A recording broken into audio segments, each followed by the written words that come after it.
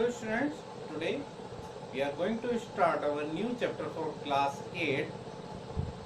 crop production and management. What is the food? Basically, why we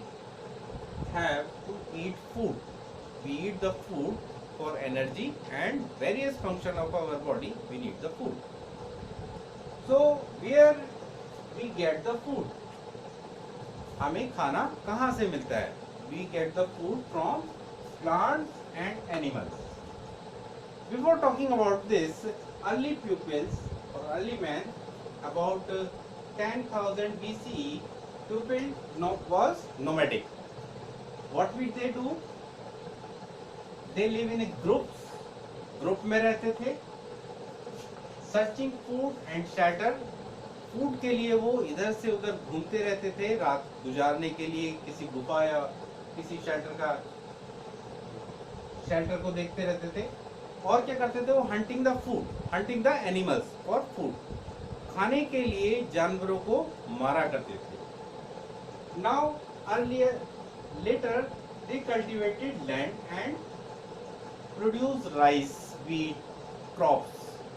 अभी क्या होता है वो ऐसा नहीं करते हम लोग क्या करते हैं क्रॉप्स उगाते हैं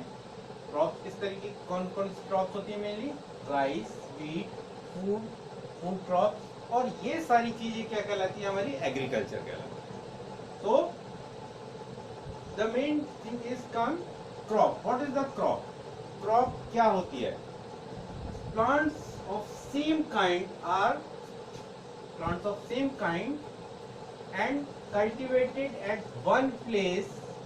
on a large scale. अगर हम किसी एक पर्टिकुलर लैंड पे किसी एक तरीके का प्लांट बहुत सारी क्वांटिटी में ग्रो कराते हैं तो उसे हम क्या कहते हैं क्रॉप कहते हैं इंडिया में बेसिकली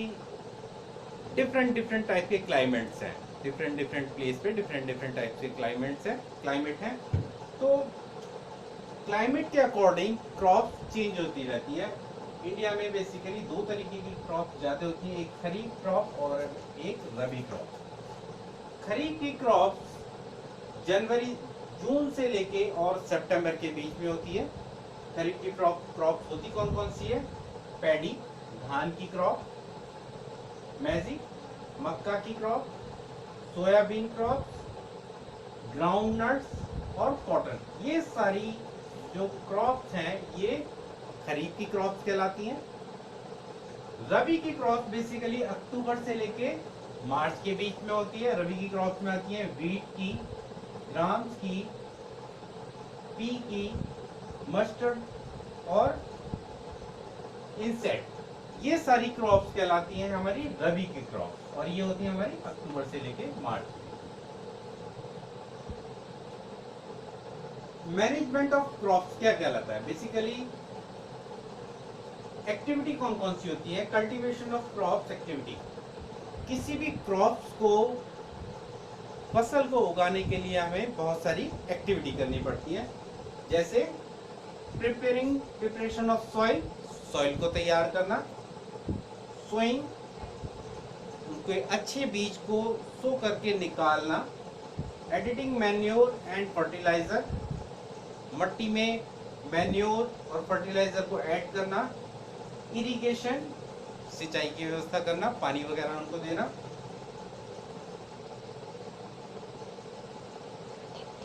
प्रोटेक्टिंग फॉर वीड्स जो छोटे हमारे कीड़े हैं या क्रॉप जब हमारी तैयार हो जाती है उसको प्रोटेक्ट करना और लास्ट में हार्वेस्टिंग फसल जब तैयार हो जाती है उसकी कटाई करना एंड स्टोरेज ये हमारे मेन पार्ट होते हैं मैनेजमेंट के क्रॉप मैनेजमेंट के इस चैप्टर में ये भी हमने आपको ये ब्रीफ में बताया in the next lecture we will discuss in detail about these points. Thank you.